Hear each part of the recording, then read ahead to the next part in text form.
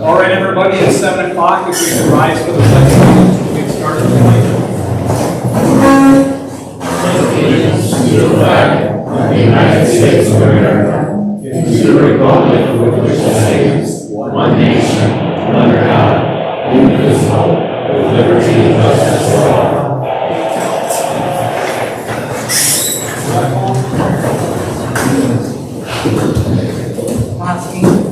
Here.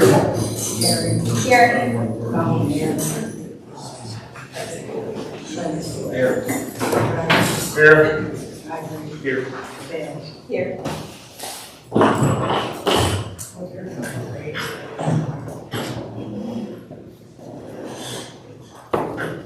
All right, opening comments. Anybody have any opening comments? Hearing and seeing none, we'll move down to the agenda for tonight's meeting and the meeting minutes of September 8th. Anybody have any additions, corrections, deletions, or otherwise?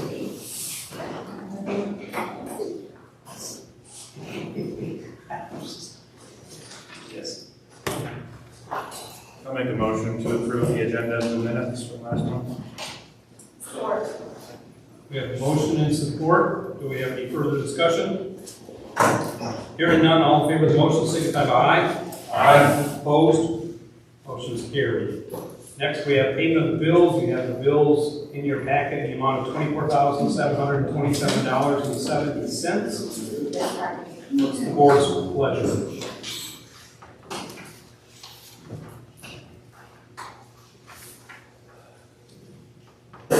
I make a motion to pay the bills as presented. Support. Motion's been made and supported. Is there any further discussion? Hearing none, we'll have a roll call vote. Bales. Yes. Boskee. Yes. Terry. Yes. Fountain, yes. Lintz. Yes.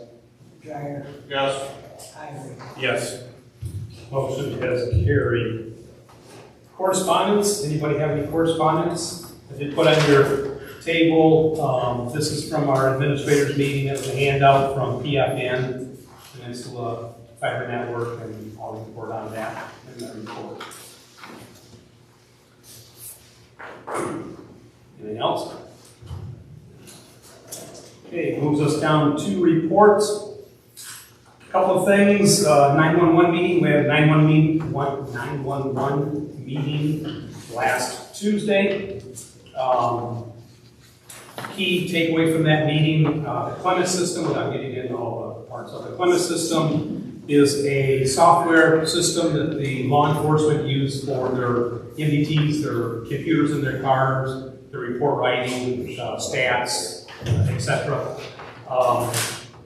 Through our audits and our director doing a very good job, and looking to save money for the 911 fund that everybody pays surcharge to and make those dollars last. He brought it to the board about taking those funds, the possibility of taking those funds and billing back to the individual police departments.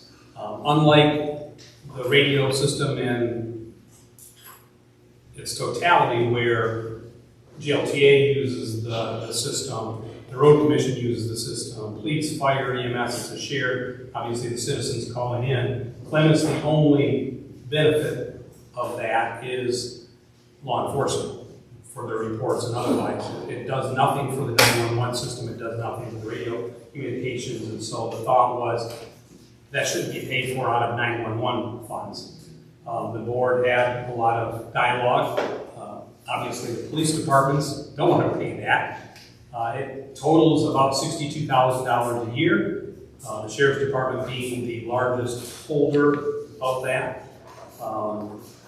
But as noted, all those law enforcement agencies all have villages and funds of their own. So ultimately, it was passed by the 911 Authority Board to, because the budget years and the way they work, didn't want to catch anybody mid-budget, this starts next year. So give them time to plan and the townships and all those affected. Elba Township hosted the county's administrators meeting last Thursday. Keynote speaker was Jennifer something.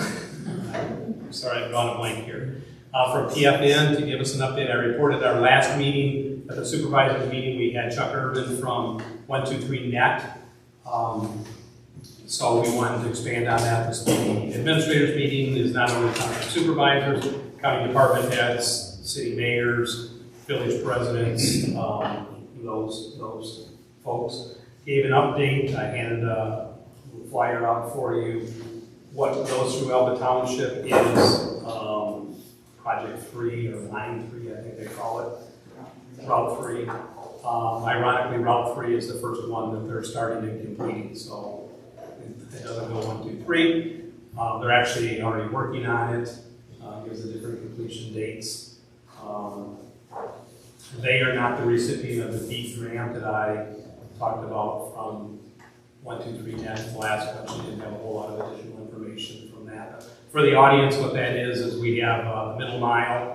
A lot of you might have remembered the county working on that a couple of years ago and we were asking you to take surveys on your upload, download strengths to your internet so that they could get address-specific data, not just that we don't have coverage in this area type thing. They were able to utilize that. The county's not doing it now, a private company is, but they were able to utilize that information and going forward. Lapeer County had the best data out of Michigan. There was 3 different big grants awarded. 123 Net was one of them, and it affects 7,000 households. So looking at I don't know how many will be in Elba Township, but better part of 7,000 households in the next 2 to 3 years having fiber capabilities right at their house. So that's a good thing for Lapeer County. Parks and Recreation Plan, as you recall, a couple of years ago, as opposed to Elba Township doing an individual Parks and Recreation Plan, we piggyback with the county. By doing that, it saves us the money of having to do our individual ones, the publications, all the different things that go along with that. And it does make us eligible with this participation with the county for all DNR grants and otherwise. So it's kind of a no-brainer for us to do the piggyback on. Well, it's time to update that. So I'm in the process of updating our information to be included in the new Lapeer County Master Plan for Parks and Recreation. Lake Neptune Sewers. You know, we can't have an agenda without talking about them. Last Monday, I met with Easy Operations owner. As you recall, during the Waldorf days, we had monthly meetings, we had reports as to where, what, when, very specific on the reports, amp draws, things that we come to expect in our database here. 123 Net, Easy Operations, while they doing a good job from that standpoint, they haven't quite got the reporting down to what our expectations were. So we met with them, gave them samples, we went over the reports that they gave, and, you know, for example, one of them, you know, I handed it back to them and I said, you know about this, I don't. take me out and next year you tell me what your people did. It didn't tell me anything, other than they were there. And that doesn't help me, or help anybody. The next day I met with Waldorf. So it was a Monday, Tuesday. One of the things that Waldorf wanted to meet with me was easy operations owes them a lot of money. As you know, Waldorf still does the excavating, still does a lot of those different things. And they build easy operations build Elba Township. Going forward, Waldorf is going to bill us correct. The money is nothing that we don't know about here. Some of it goes back, but you recall the station pumps that we had to go out, and then the next meeting I said, look at it. Those are a whole lot more costly than what individual grinder pumps were. So I went through the stack of, and I'm going back to some of them we're rejecting. From Waldorf's standpoint, they will come out of easy operations. That's part of their monthly, what we pay them, their monthly retainer. That's not an individual bill to Elba Township. We've already paid that part of the $10,100 a month that we pay them. Other ones like the pumps, we cut out the middleman, we'll go ahead and pay those, so I want everybody to be aware of that. Questions on any of that before I move? Mrs. President, have you talked to them regarding the Q home? Yes, the camera thing is still out. It's broken. That's a specialized piece of equipment, so they're out of service as well. So yes, I've had the correspondence up until then, but as of last Tuesday, Chad, who was actually the certified operator, that it has not come back from repairs for them to even do that. Have you updated the DQs just so they know? No, we just left it at, we haven't had any correspondence, good, bad, or otherwise from it. Would you say, do you have their email address that you could just share? I do, and most of the time I get the thing, why didn't you get the email? And I will, it's not even me typing it in, I'm responding back to them, so I'm not even entering it in, and she'll check spam. So normally when I send emails, when I do have a face-to-face, I wind up printing off all of them. I just don't want her to think that it's not being, addressed. And then I will just end with the conversation of, obviously, we're always trying to strive to improve our sewer operations, like I'm saying, that we are in a much better spot than what we were with Fisher Brothers, not even in the same, but the learning curve is kind of beyond yet. We need to step up our game. So, I'll leave it there. Any other questions? That's all I have. Treasurer's report. We had a busy last day, last Monday, we were open until 6, it was the last day to pay taxes without the penalty, it was busy all day. And then we had lots of mail on Tuesday morning when we came in. I just did the payout this morning because we had a lot of check discrepancies, and I know I hear from a lot of residents that it's the only check that they write all year long, the 2 checks that they write to us, so I'm actually really surprised a lot of people don't even have their names on their checks anymore. They have initials, no address, no phone number. But we got a lot of them that were written out incorrectly.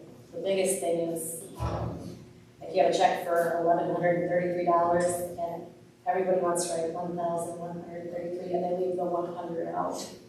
So I actually had 3 of those on Monday, so I was having to try and locate residents without phone numbers, and then you're calling landlines, or you're getting somebody else. But I did eventually get a hold of all 3 of them, and I have the last one today. They came around with a check, so I was able to complete that deposit and then do the payout to the county.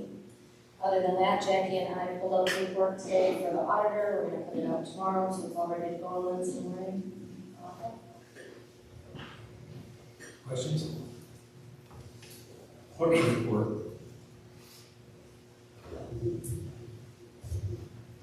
Saturday, I was in here for move ballots with Tammy. They have a whole new system now with the Bureau of Elections called EDAR that we had to take classes on. Ready for the audit on Wednesday. Maybe have some ballots have been sent out.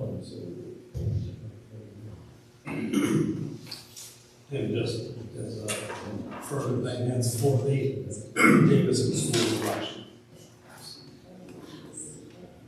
Planning Commission. During the meeting, we had the Genesee Road LLC, owner Genesee and Ella, that's been brought to you guys for rezoning. We think it should be denied from Hard to Dark Creek. So we got that one coming this year. We also had Gregory Haig wanting his home occupation to a 3 that passed. A lot of conversation at the meeting between these two agenda items and then the public time. Concerns, I'm sure we'll be talking about it again. Yep. Here with our agenda. Anything else? Fire Chief. Fairly busy. We had a structure fire on Murmur Road. And it was the second Wednesday of the month. Between Baldwin and Bullock. Going good when we got there. We got through okay. The fire car got through the hospital and checked just before we.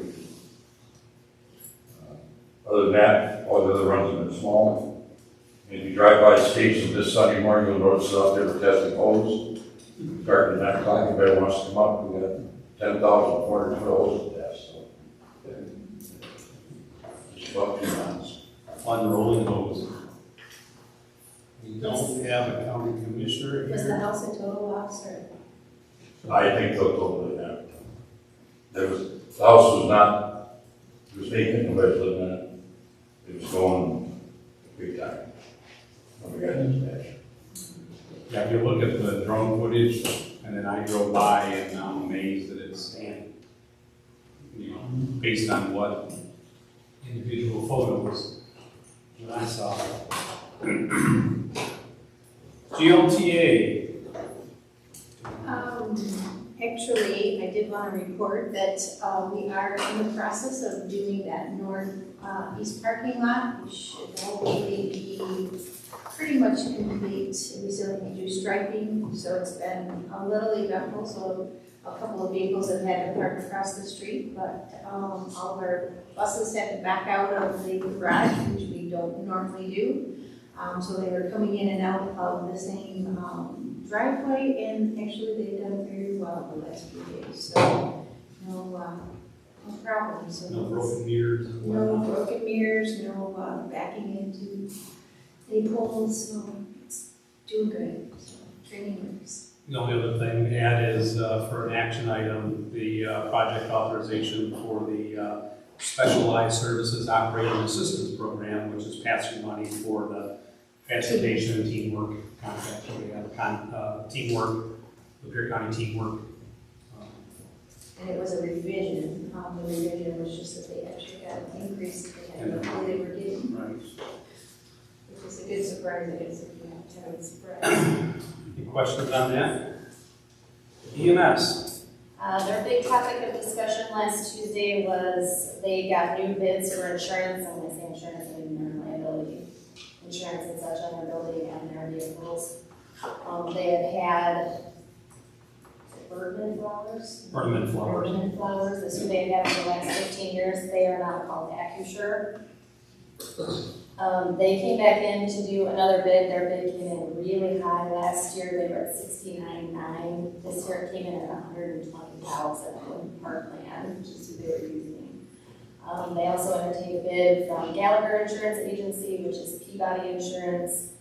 They ended up getting the bid at $71,127, and that was basically the same premium that they had the year before, included everything, but they reworked it so that they had increased coverages through their umbrella policy, and they had changed the dates for them so that it would hit within their fiscal year. So that was better for them. Felt kind of bad for the guy who had had the bid for 15 years, but I think definitely understand. He deserves it. I think that. Other than that, they did purchase, or are going to purchase a new Striker stair chair for $51.63, and then another Lucas device for one of their ambulances, which was $21,482 with a $500 buyback on the previous one.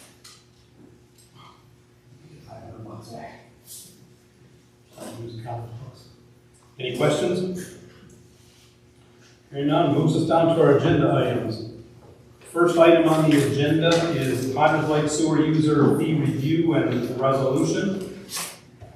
I imagine that's what a good chunk of you are here for. Welcome. This is our first one. We started this process with Lake Nepsing, I don't know, 10 years ago, somewhere along those lines, of inviting the residents in that system in to discuss all of the operations and maintenance, try to answer any questions that we might have or they might have about the system. It has been wonderful from the Lake Nepsing standpoint. I think people have a better understanding of the ops and maintenance of the sewer system, what to expect and what they can do, and it's just been good. On a side note of that, Lake Nepsing for all of its years operated in the red. And it wasn't, except for the last half dozen years, that they've actually not been dipping into their savings. Previous administrations just didn't stay on top of things. When sewer systems are put in, there's contingencies. Those you're supposed to be putting away money in your sewer users so that things wear out. We heard me talk about the Lake Nepsing and the lift stations. They have a life expectancy. They cost a lot of money. And the last thing we need to do is go back to the residents in that area for additional bonds. The Potters Lake bond be paid off in 2 years. The last thing I want to do is have a bond because of some sort of major repair, the following year. So it's kind of the background on these sort of meetings. I will give a little bit of an overview of the Potters Lake sewer system. Start things off, how we got to where we're at. There is a public time later on, however, in these type things, and in keeping with the precedents of the Lake Nepsing, I will hold an individual public time specific for the Potters Lake system. After we have this discussion, we'll have a little bit of dialogue that way, and then we'll come back for a final discussion with the board. So with that being said, I'll start off, and I have no idea. We have long-term residents. They may have been there for 40, 50 years before the sewers went in. We have new residents, local attendees. I know we have a lot of new growth in those areas. The Potters Lake sewer system first came about through the Lapeer County Drain Commission. And the process was started by a petition to fix a county drain. We're talking a stormwater drain. Flooding issues, which, by the way, to this day has not been corrected, but that's a side note. The drain commissioner took that information and in the studies of the county drain discovered that there was effluent in large numbers in the county drain that ultimately went into Potters Lake. So that turned into, before we can start digging in the county drain and fixing that, we need to fix the failing or lack of septic systems within the Potters Lake area. All kinds of public hearings were held for the determination. There was originally a Potters Lake Sewer District that was established that is much greater than what it is today. It went up Oregon Road, it went well beyond Maple Leaf as part of the tie-in between Genesee County and the city of Lapeer. Elba Township and the residents pushed back on that whole design, so it was scaled back. We continued to push back in dialogue, and of course, you put the word out that you have a sewer system. A lot of that has development implications to go along with that. I pulled a file out here and preparing for this. We'll walk down memory lane. The drain commissioner would give us updates of requests for sewer capacity from different entities along the way. Whether it was Williamson, Sugar Bush, whether it was BRD, which, if those of you don't know, that was the proposed trailer park, bordered by Elba Road, Davison Road, and Carson Road. And the sewer system just kept growing. Ultimately, what happened was he constructed what is known as phase 1. And that served the Potters Lake area and part on Davison Road.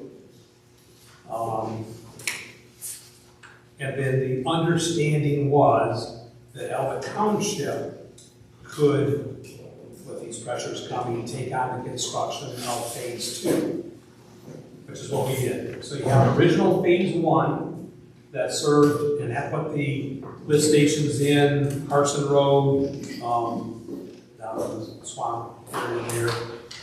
That main line purchased sewer capacity from Genesee County, from Davison Township, our portion into the Black Creek Interceptor, which is where a whole bunch of municipalities come in. There's a total of 5 different contracts that started that process. Then in, so that's 96, 97 range. It continued on with dialogue, particularly with the BRD development. The township was balking at their original plans, which was 700 plus mobile homes, a mobile home community. And ultimately, through the dialogue with the township, we entered into a consent judgment that specifies that's still a mobile home, but it's individual lot owned. It's not a pay rent. There is some, the entire plan was drawn out, park area, sidewalks, side locations, etc. Because it's a consent judgment, that's what can go in there. That was a win for Elba Township.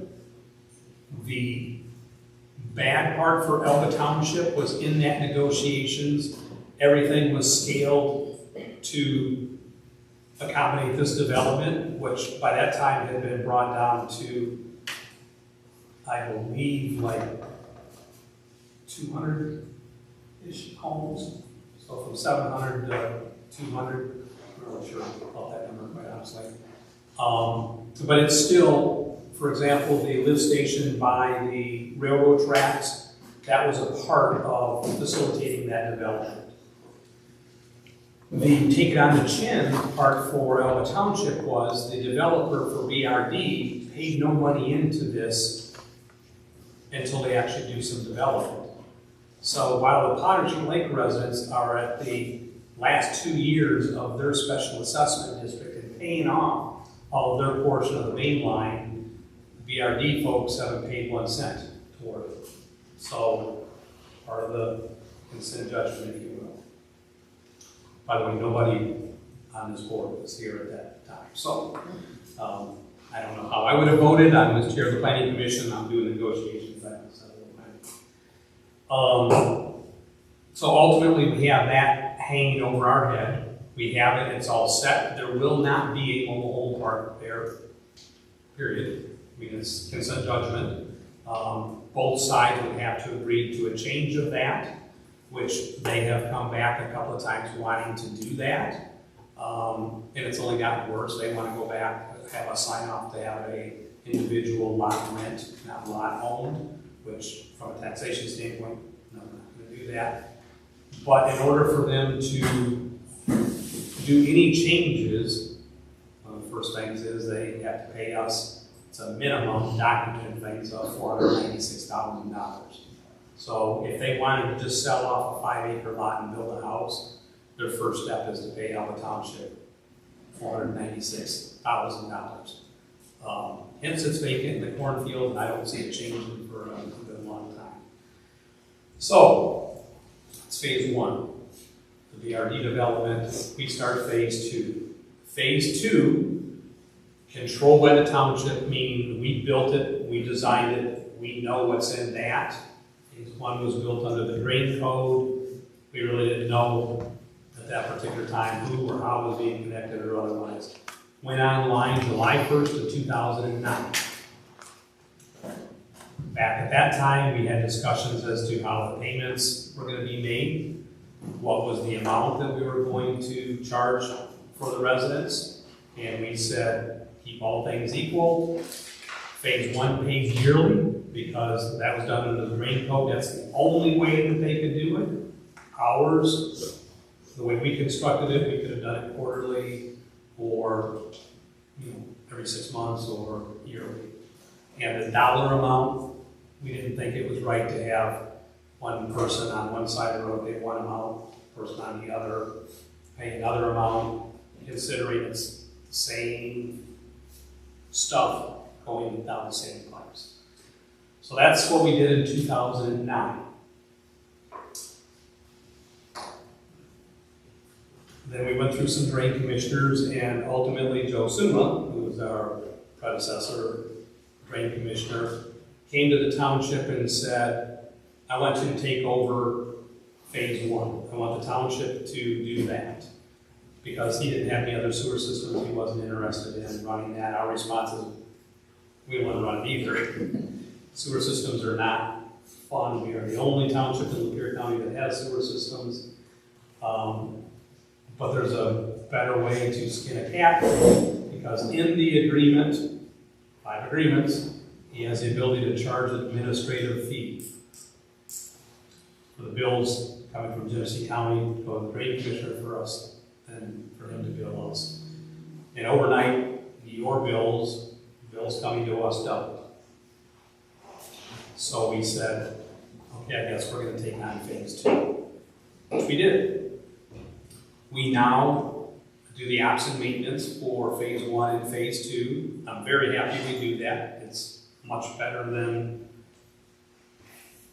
split or even what he was doing with phase 1.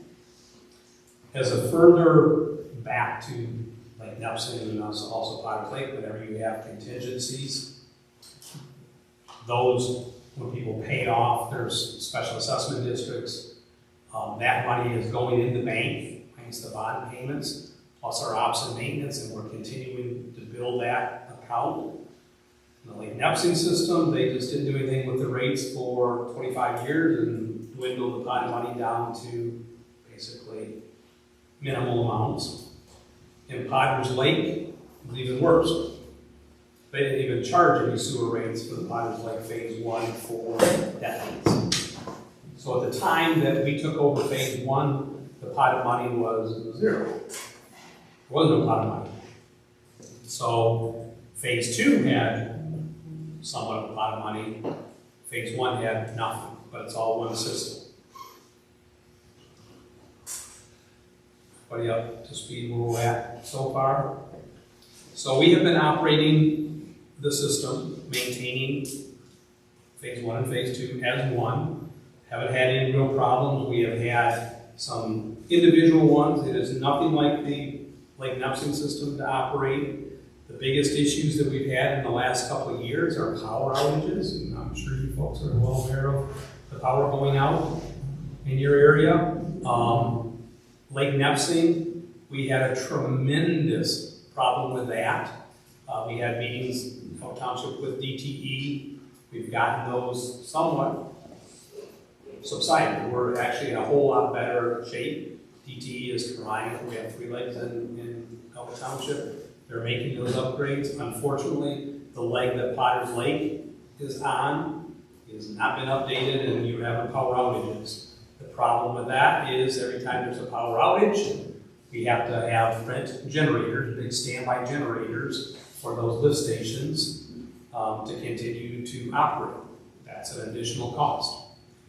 Another issue that we've had, and actually we'll talk about this too, is about damage to the system. COVID, everybody was using the Lysol wipes. What were they doing? Flushing them down the toilet.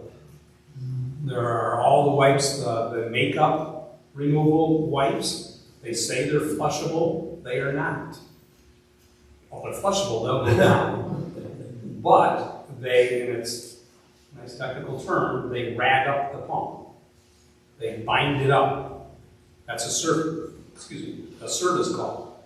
Technicians have to go out, pull the pump. These are lift station pumps, they're not little small ones. And I have in my thing here pictures of, I get monthly reports. It's called deragging the pump. They get an emergency call out after hours or even in the middle of the day, they have to go out.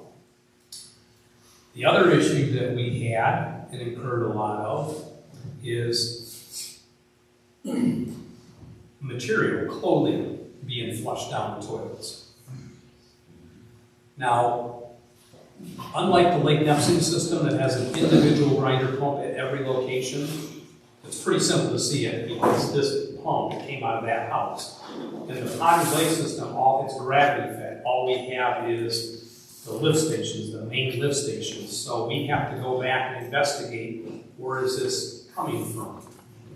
We're having a tremendous problem with it. We tracked it back to Flat Rock Manor. So Flat Rock Manor, then we make them put in baskets, isolators.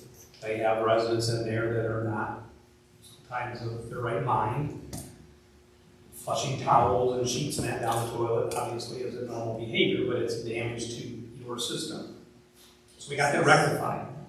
All of a sudden in the last few months, we're having those issues again, on top of just the normal deragging of wipes and those sort of things that just build up until it's drawing high amps. The pump's sending alarms and they have to go clean it out. This underwear. For whatever reason, people are flushing the underwear down the drains now. We've had service calls. We're into month 9. We've had service calls 6 out of the 9 months for removing underwear from the lift station pumps. So we now have to go back through, and this is costing money to everybody here. Those are smaller amounts, if you will, until they accumulatively damage the lift station pumps, prematurely wear them out, then they become big ticket items when we're having to replace the pumps. The other item that we deal with from the resident standpoint is what we call I&I, infiltration and intrusion. We have a I&I problem on Potter's Lake. We had a SAW grant. We ran cameras down the entire system, identified leaks in the main line, and we corrected those, fixed those. We now monitor those on a yearly basis. We no longer have those issues, but we're still getting I&I. What does that mean? We have residents who have connected their sump pumps, their downspouts, their yard drains, their garage floor drains to the sanitary sewer system, which is illegal. But we need to now identify those, and again, unlike the Lake Nepsing system where we have individual grinder pumps, it's much more difficult to do. But the data is the data.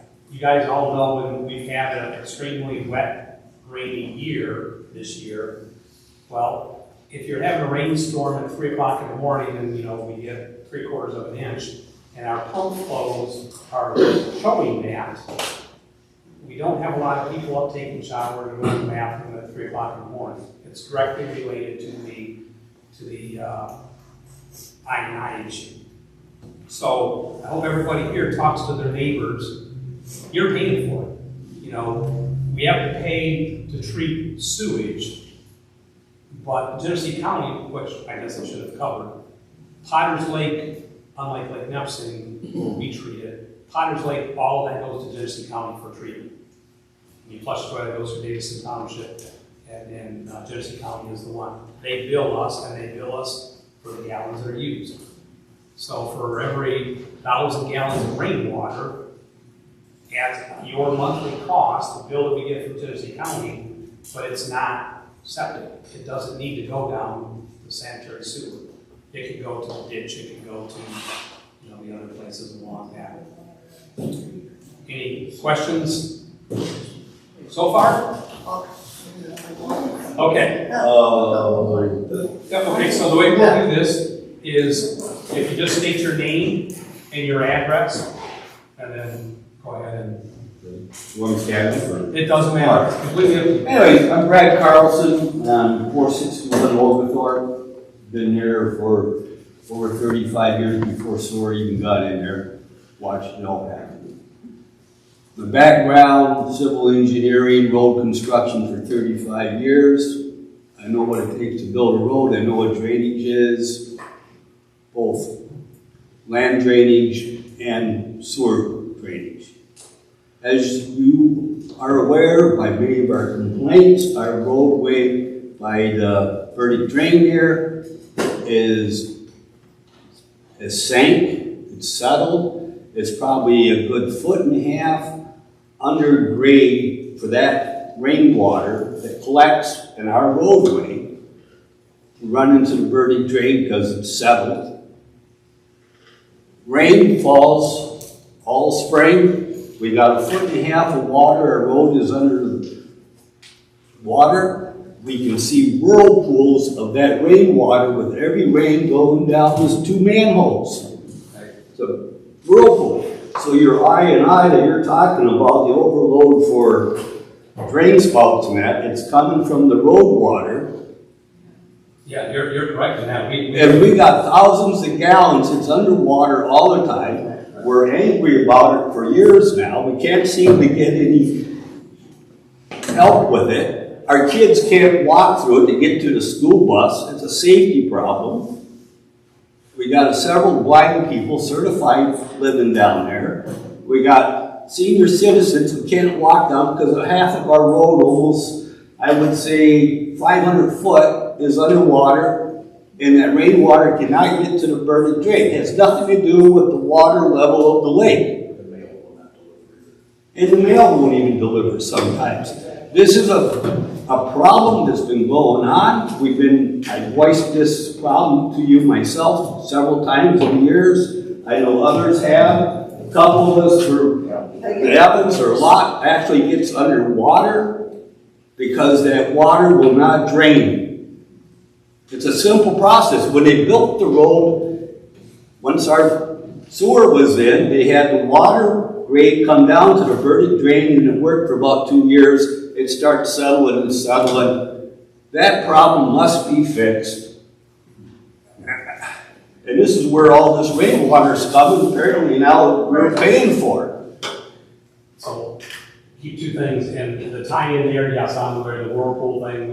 We've had the company go along and try to waterproof it. It's silicone in it, which is... Well, there's changes in the manholes and so forth. Yeah, there's silicone holes and so forth, but we actually changed out from the original manholes. But I don't want to get into a road issue here. This is strictly sewers. Well, if I'm going to go back, you're talking about the I think is the term you used about this overload of rainwater. It's coming from the road because the road doesn't have grade. Yeah.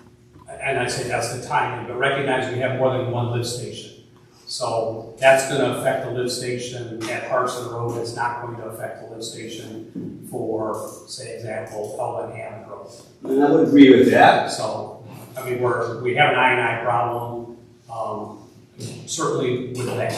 I'm not going to dispute that. I've got multiple pictures every time it floods going down there for that exact same thing.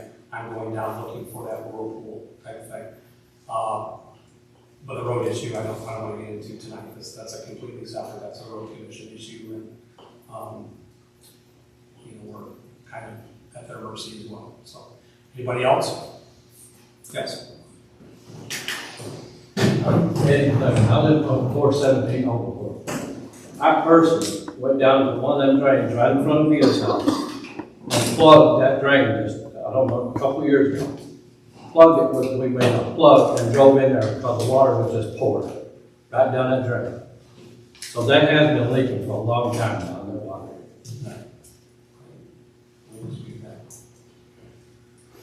Anybody else?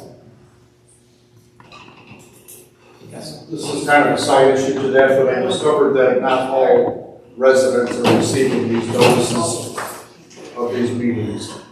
And Carter, if he could review the addresses and ensure that they're all receiving these notices of public meetings.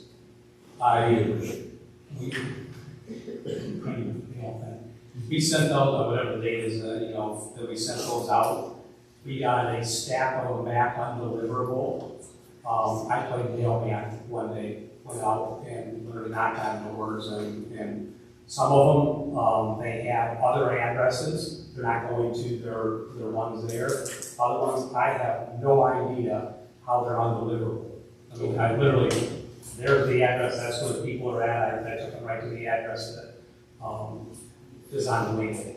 If I hear of it, maybe I can ask them to contact you with their information then. Yeah, I was out for a couple hours because there was no way, when we got them back, it was under 2 weeks. There's no way for us to send those notices back. So I just can't deliver them. That being said, I talked about this in an earlier meeting. Just this year, we got back a couple of pieces of mail in the same day. One of them had been sent out in 2023, and it came back to us undeliverable. The other one was sent in December of 24, undeliverable. So it's entirely possible I will get letters back. It could be a year from now. All right. Nobody else has anything at that part? I do. Oh, yes. My name's Joy Harrison, 5450 Davison Road. I've been the owner there for 28 years. We'd never been flooded, and they came out, I wasn't there when they came out to redo the sewers and back of my property. The property across from us, TC, they used to get flooded all the time. I never got flooded. Then they came along, TC doesn't have not a puddle, and now I am completely flooded. Again, we're getting outside of the sewer things, so I want to reiterate, this is strictly for sewers, but I will answer that problem. Last year, the Drain Commission, there is a manhole, if you are in the northeast corner of Hammond and Elba Road, the old store that used to be there, kind of kitty corner from that. And then that is an underground drain that goes to the west underneath Elba Road, etc. So 2 years ago, that was a lake, literally a lake. So the Drain Commission has done work for the drainage called Davison Road South, hence why some of that has been alleviated. So, all right. Back to the sewer discussion. So, currently, you are paying $400 a year.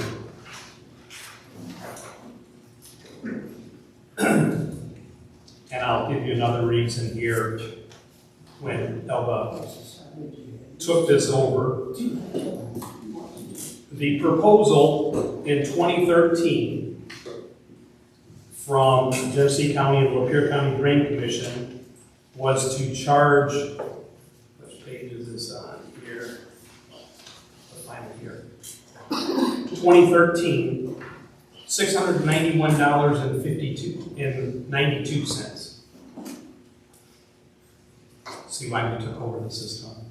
You've been paying $600 since 2019. As I said, the treatment though goes to Genesee County. That was in 2013. In 2014, Genesee County raised their rates. They did not raise their rates again until 2022. 2022 was a 20% increase in their rates. Elba Township again did not increase any of the rates to on plate. Still at the same $400 a year. Hence this meeting. We need to decide what we're going to do with those. I will cover through the financials. I do have some of the different things that I printed off.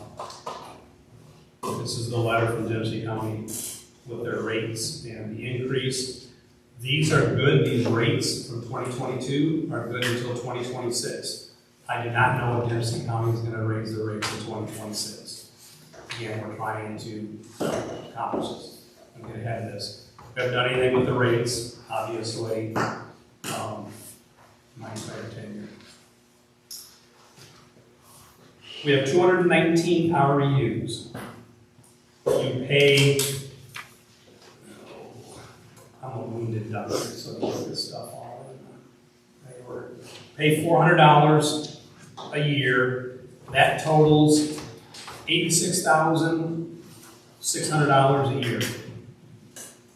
It's coming into the system.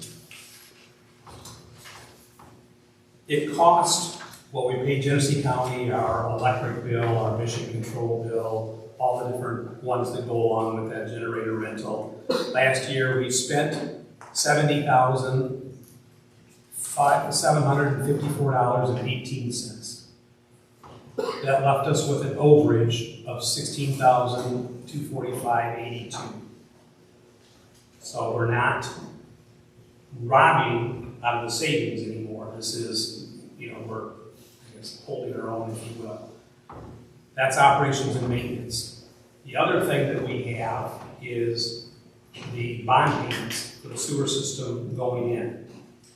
Paying for the lift stations, paying for the main lines, those sort of things. Good news is we only have 2 more years of paying for it.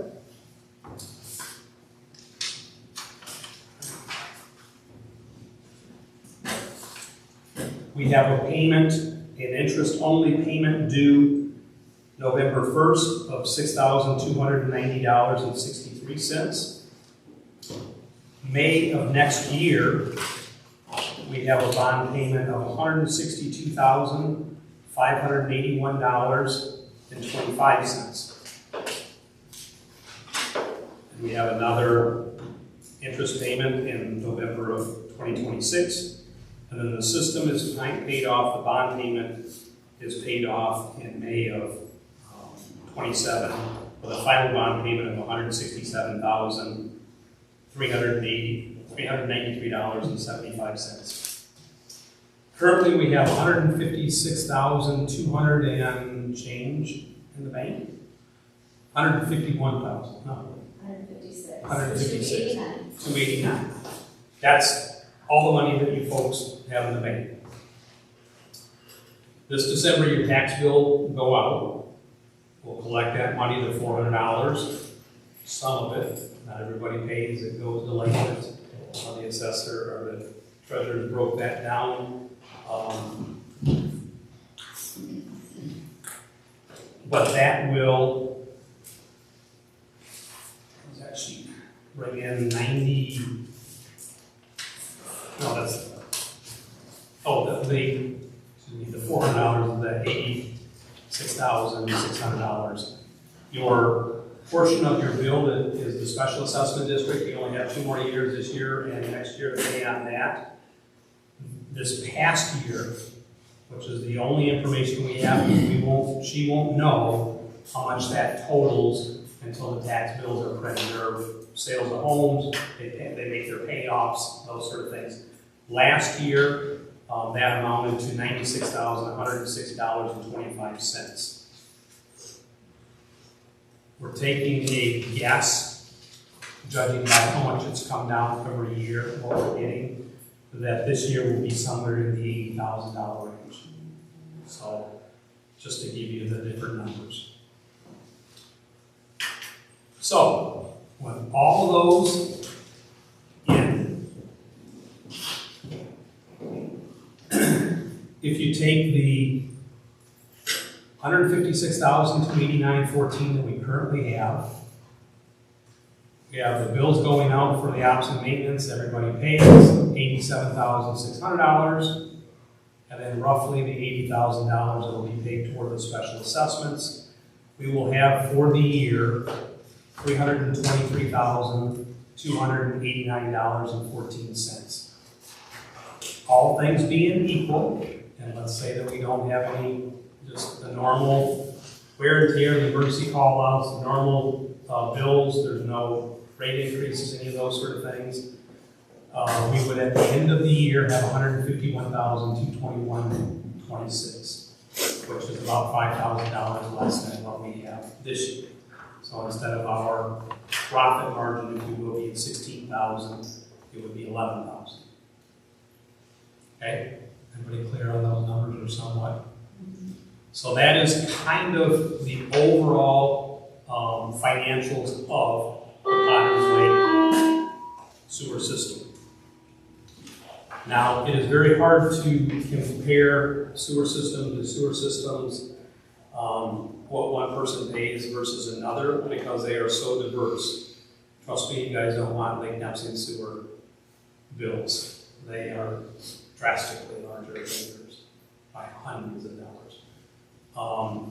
City of Lapeer, it's apples and oranges again. They pay water and sewer combined, but as luck would have it, Davidson Township, which uses the same main lines, that's directly where our stuff flows through on its way to treatment.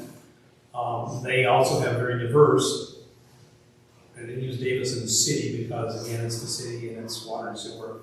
But Davidson Township, much like Elba Township, there are areas that are served with both sewer and water. There are some areas that have just water, and there are some areas that have just sewer. So you know, Davidson Township residents, as soon as you cross Washburn Road, on Davidson Road, those residents are paying $480 a year.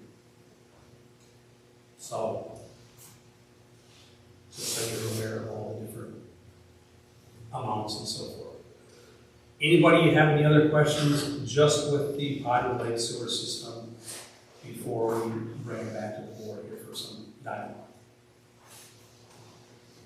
Yes? My name's Molly Lane, I'm 139 Overport. I'm one of the newer houses that were built on here. Yep.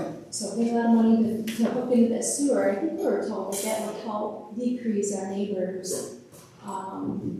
fees. Did that occur, or is that part of that? You hooking up would help decrease the fees? Yeah, is that correct? Or No, because you're the same as them. You had to pay the same special assessment hook-in that they did, only you didn't get 20 years to do it in. Okay. And then your bill is exactly the same as their bill, so Okay. you're $400 a year. Gotcha. And so all things being equal, your usage going to Genesee County should equal, you know, the person that was there across the street, paying the same $400. Okay. Anything else? All right, then I'll close this public portion and bring it back to the board for our dialogue. Obviously, I've been here for a long time, so what's everybody else have to say? Questions? Any board members have anything that I can potentially answer, or?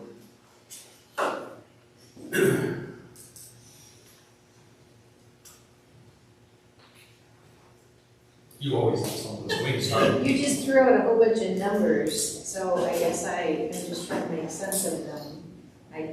These are the same that we had in our packets before. Okay, but They're just updated, like when it was originally in our packet, the total amount that was in the bank accounts was $156,700, and somehow it's down to $156,200. So these are all numbers that were in your packets. I mean, I did some math like to the, for next year, you know, those sort of calculations, but the numbers are all, you've had no for a month or so.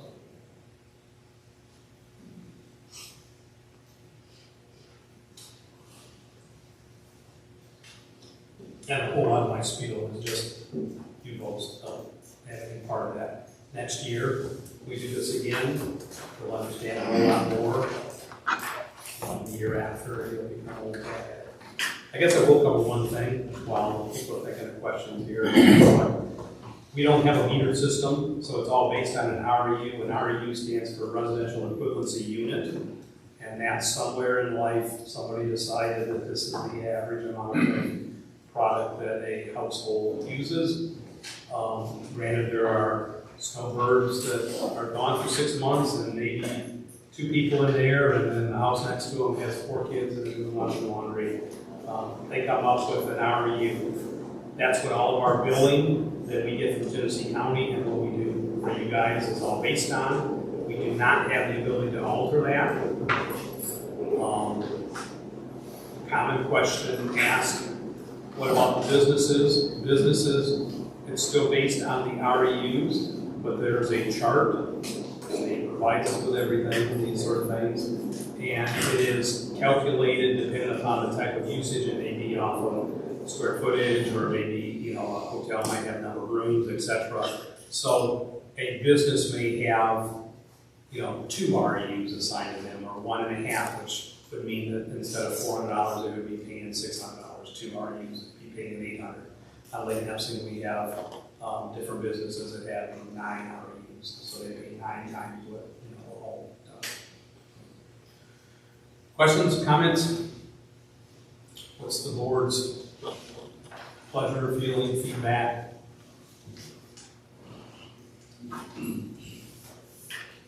So we're only enough money to pay off the bond, that's not an issue.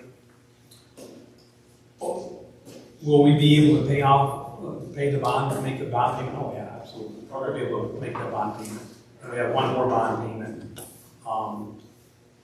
in the interest only, major bond payment in May of 27.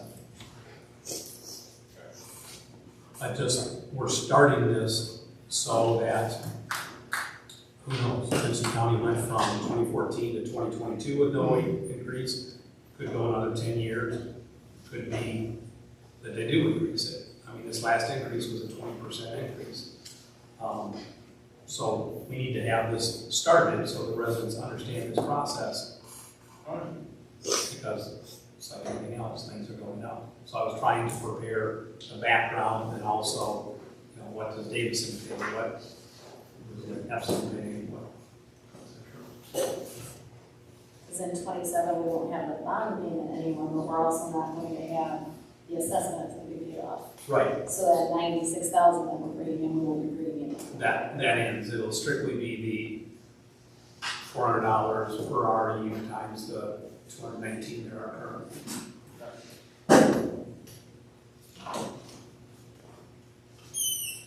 What's the board's pleasure?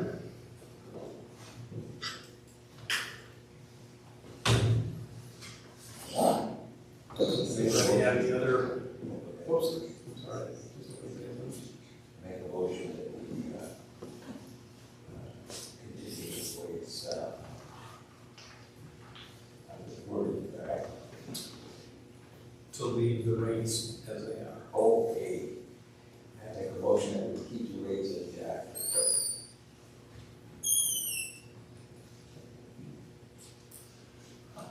You have support?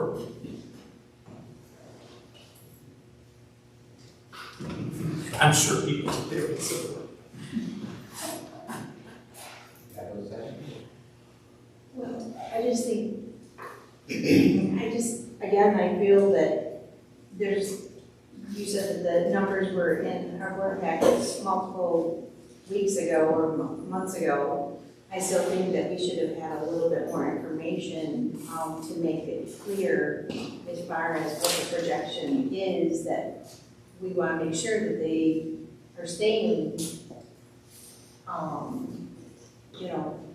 with money in the bank opposed to going in the negative. So I guess I was writing down numbers as you were speaking them and the payment. So I get, it did look with the numbers that I'm showing. I just don't know the math of it now. But again, if they're not bringing in that added assessment amount, that's where it's going to put them in the negative opposed to keeping them fluent to where they are now. We have all the numbers, but that's why the photocopies have the punch out holes But I don't in the have, packet. I don't have all the numbers because they don't have like the bond payments and all of that stuff. That's why I was writing them down as you were speaking them. So it doesn't show all of that in here. But I guess what I was gathering is that, and maybe, again, I'm wrong because I was trying to do the numbers and the calculations, is what you're saying is that now, if everything was fine and keep in status quo, they would be okay. But without that special assessment, that is going to put them in a negative opposed to keeping positive? Am I getting that corrected? The simplest way of explaining it is we have the money to make the bond payments. That's not going to be an issue. The trend is that our profit margin, our in the black, what we're supposed to set aside, is diminishing every year. Every year it's going down. We're still making the payments, we're still paying, we're still paying into the county, but because of their increases, both contractually or the treatment, in addition to everything else, emission control, the call-outs, the answering services, all those things that have rate increases, passing those along as everybody has their different rate increases. The extra amount that we're putting aside is going down. And I will tie in a little bit with the road issue and why I'm monitoring that, because you remember we had the SAW grant. And that section, to Mr. Carlson's explanation, salary and everything else, that includes the sewer. So there's what's called a deli in there. So that is reported through the DEQ. When we report that to the DEQ, they can come in and mandate us to repair that, to rip that out. That is going to be a tremendous amount of cost.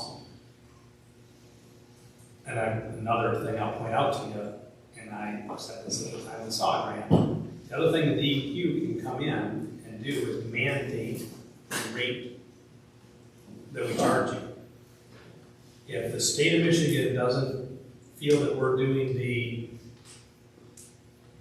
correct thing in operating the system financially, they have the ability, I do not agree with this, but that's part of their process, to come in and mandate that the rates are. This Hubble and Roth that figured that out in 2013 was using the state guidelines. I was very fearful when the Drain Commission still had control and signed up for this SAW grant, that that's what they were going to come back and mandate.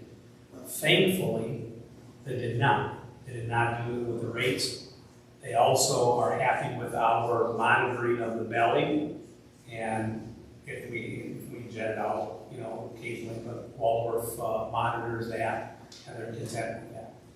But another administration, another 10 years, who knows when they come in and say, no, now you need to do that. The last thing that I want to do is say, great, we have $60,000 in the bank. Got 156, got 151, every year we go down. So in order to pay for that, we have to have another bond. The bonds that we had for the late Epstein. I took office, they just signed on for another $1 million bond. So. You said before, that Davidson pays, that's current, that's what they pay now. That's as of today, yes. For the sewer only residents.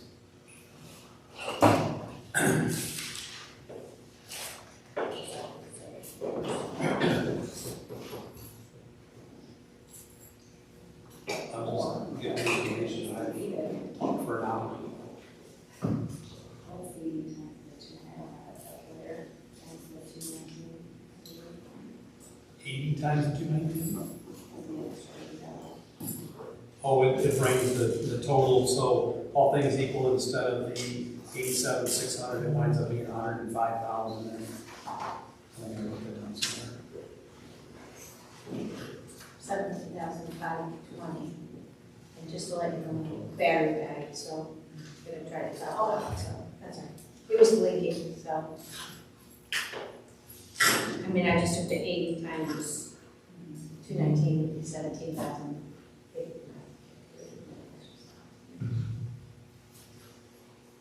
Oh, that's 16,000.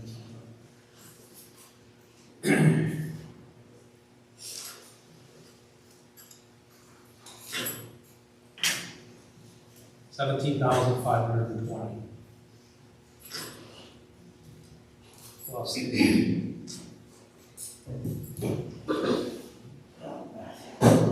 So the total amount would be $105,120.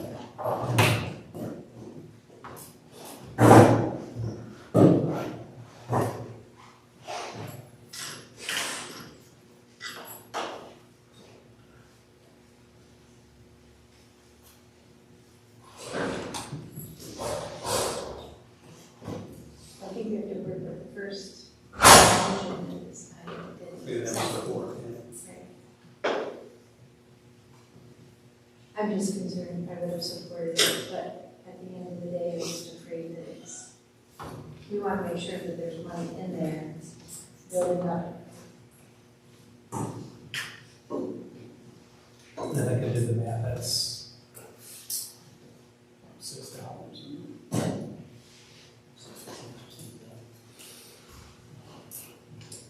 And with the state effect on this December bill for 25, it will be 26. I don't know. I didn't know if there was a tax then. No. No, it can be. I think it was passed.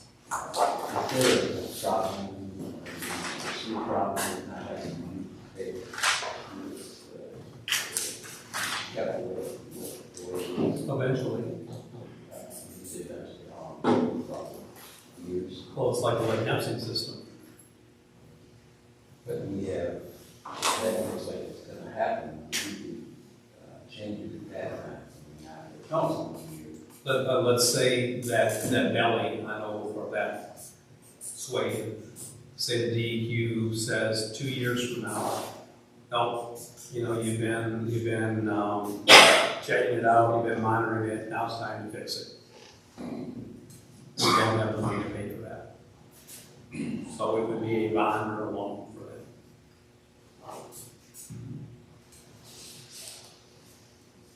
If the DEQ lets it go for another 15 years and that's out, what we do with the Lake Neptune lift stations, those grinder pumps, depending upon which lift station it is. All three of them are different because of their size and everything else, but they replace most lift stations pumps is 50 grand. So that's if we kept it the way it is right now.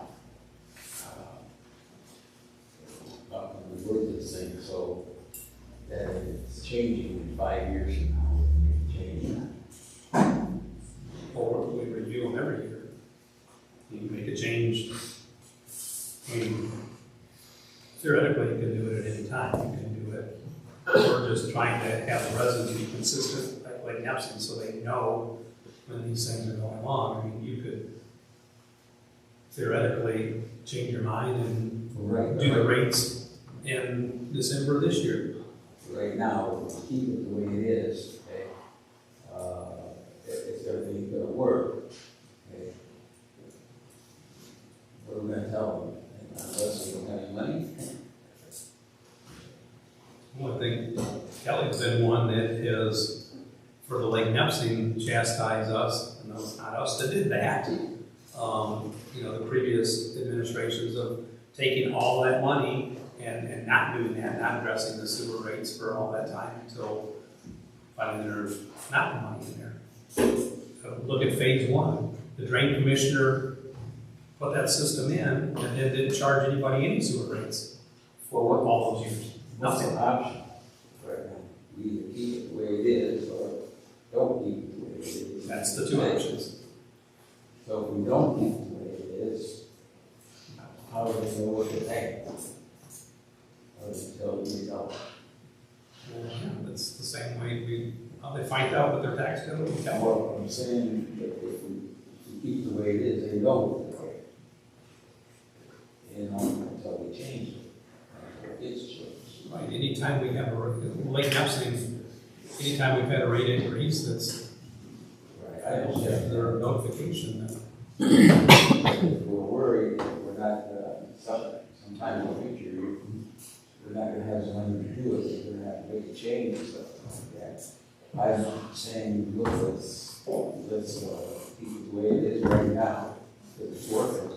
I know sometime in the future it's gonna change, but you gotta put something for them to hold on to.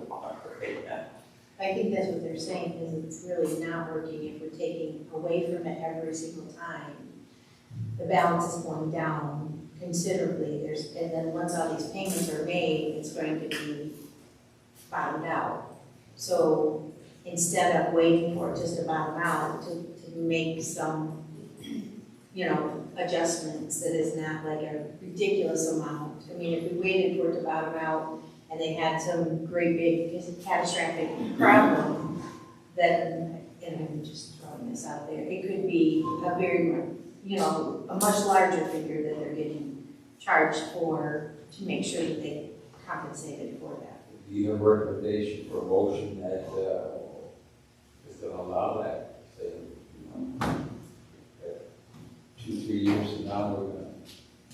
I think that's why we're going to, instead of just projecting it 2 or 3, by checking it on an annual basis, that helps us to make sure that it's, so it's not like where this is annually charged, it does make a little bit of a difference as well, but that way it's not like adding, $300 every month opposed to a smaller increment, and trying to get that built back up to a certain level so that way if something catastrophic happened, that they would have a cushion to be able to fall back.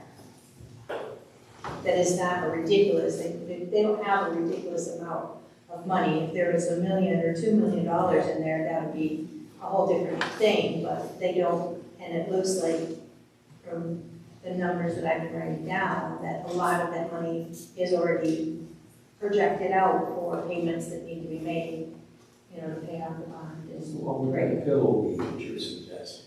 I'm not suggesting, I'm just like, I don't have that. I feel, unfortunately, you said Genesee County is charging $480, that is an increase, it's not, on an annual basis, it's not a ridiculous ask, I don't think, especially since they haven't had any increases in, it's $22. Yeah. But I'm not saying we have to take it up to that point, but I'm just saying I don't think that is. It's still an increase, no matter what, nobody wants increases. So. And it's gonna be looked at every year, so we'll find that we're at a certain level, it could be, changed at that point. Right. Every year. I think with my motion, it's the easy way it is right now. The easy way.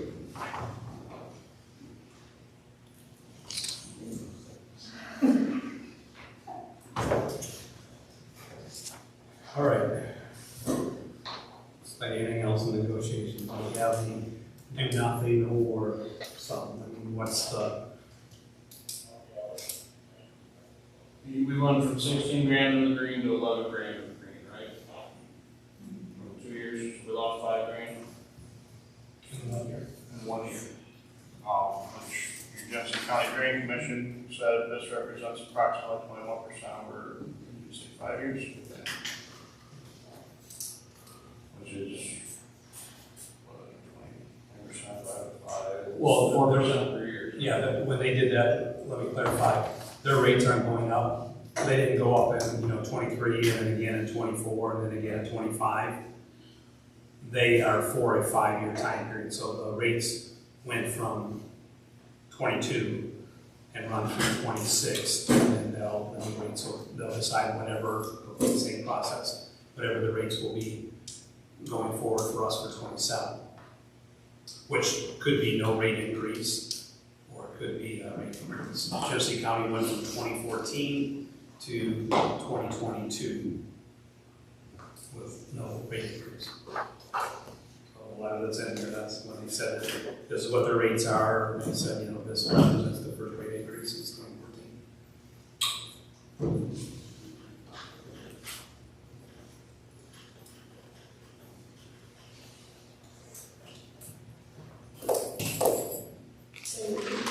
The $6,950. So, I mean,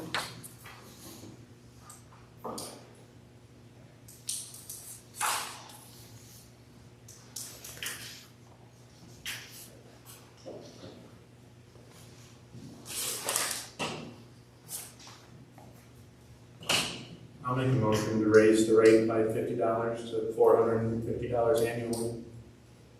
I'll support. Effective Yeah, we need that. December 1st. Effective in December.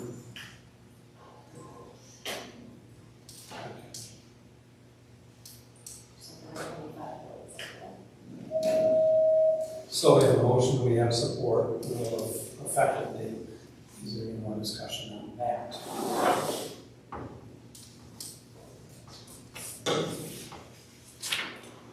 All right. All in favor of the motion, signify by aye. It's a resolution. It is a resolution in the packet. Roll call, Ivory, Yes. Bales, Yes. Boskee, please. Yes. Terry, Yes. Fountain, yes. Lentz, Yes. Dreier, No. Great, that motion has carried. Brings us down to item B, zoning request application from Genesee Road LLC, recommend denial from the planning commission meeting September 15th, 2025. You have in your packet, everybody I'm sure is aware of this project anyway. The parcel, it would be in the southeast corner of Elba and Genesee. An application to rezone that to from C2 to C3. They submitted some preliminary plans for an RV parking lot, I guess that's why we can say that.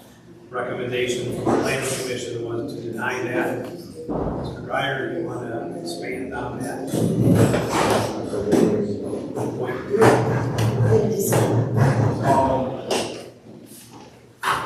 The guy over there, like you said, asking for an RV parking lot, it was kind of weird because he was saying in the meeting that it wasn't, you wanted.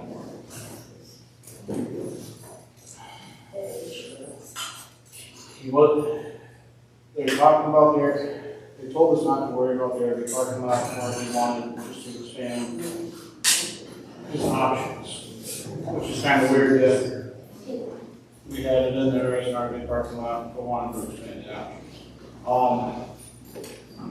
Me asking, there's a lot of single family homes that I was showing, not a lot, but enough around it. To go to C3 to say that he was looking at other options, that also means it could be more than an RV parking lot, it could be less, we don't know. He's just asking now for more freedom, not telling him what freedom is either, so. I thought it was more contingent to spot zoning because there are single family homes around it. Going to C2, you got a lot of, you do a lot of C3 more than you can with C2, especially with special land uses. So that's where I was at. Any questions you got other than that thought process? Questions? No, but he also mentioned that he was going to apply for special land use, so that, and he would not commit. So to me, if he's also asking for, to go from C2 to C3, which would open it up to who knows what, without having any special, even though they said, well, these are what the plans are. They didn't commit, and again, he was the one when he was discussing it, and discussing the project, had mentioned that they were going to go for a special land use. So that, to me, meant that he did know what they wanted, they just didn't want to release that information at that time. Anybody else? Yes, to your point there, as far as the spot zoning, in our planning, we go from residential to C1, neighborhood commercial, C2, general commercial, C3, highway commercial, and then industrial, meaning that C3 is supposed to be the most intrusive of all the commercial uses. And so there was a reason that when we did the planning, we had that layering. So neighborhood commercial was directly adjacent to residential. In this instance, it worked that way.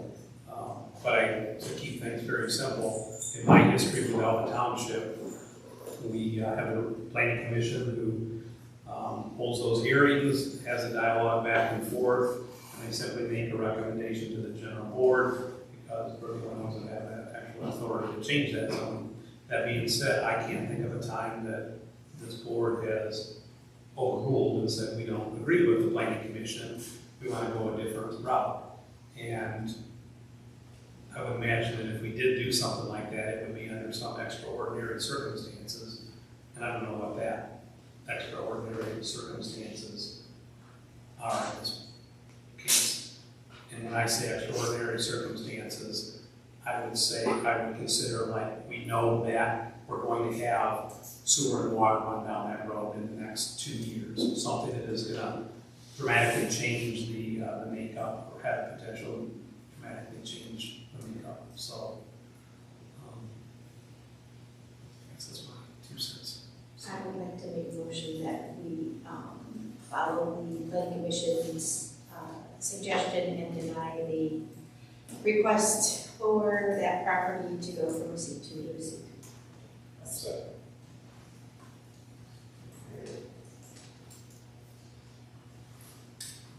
Second, you and the two? Yes. Thank you. All right, we have a motion and support to deny the rezoning application request to change from C2 to C3. Got any further discussion? Hearing none, that is a roll call vote. Dreier, Yes. Ivory, Yes.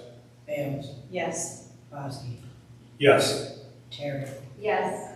Fountain, yes, Lintz. Yes. That motion is carried. Brings us down to public time. Anybody in the audience wish to bring anything before the board on any matter? And you know what the rules are, so. I do, and I have a pickup order at mine, so I'll be brief.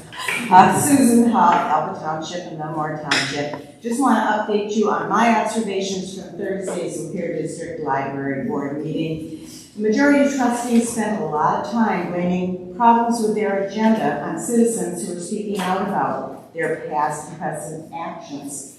But it's their actions that are causing the problems.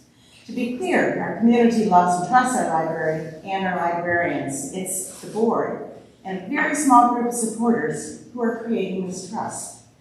The actions of the majority board trustees caused the resignation of our director.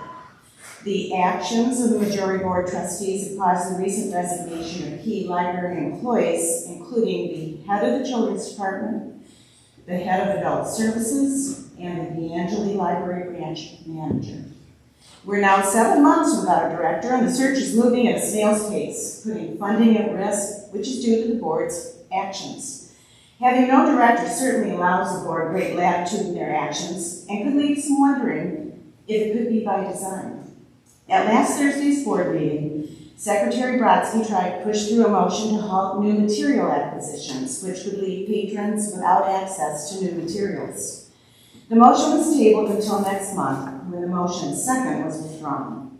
Brodsky also had an interesting proposal, out of the blue, to consider purchasing or leasing property east of Lapeer from someone she knows for administration, maintenance, and storage. And, by the way, she also added she thought popular children's programs could also be operated out of that building year-round. Which is interesting because how do you separate children's programs from the children's collection?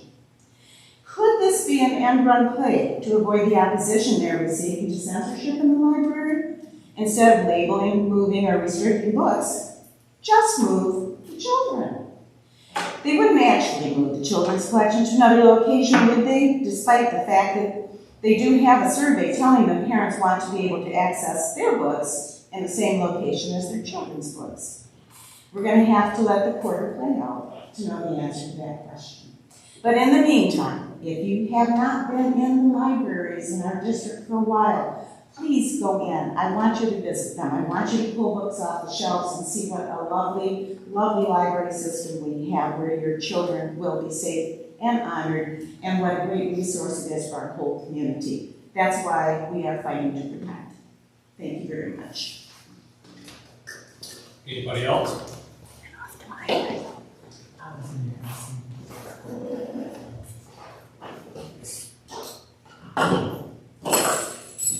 Hi, I'm Ruth Shang, 629 South Elba Road, and mine is more of a question.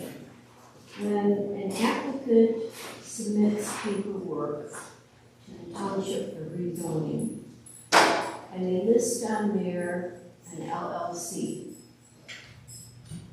is there any kind of research or review done to make sure that that LLC is actually valid?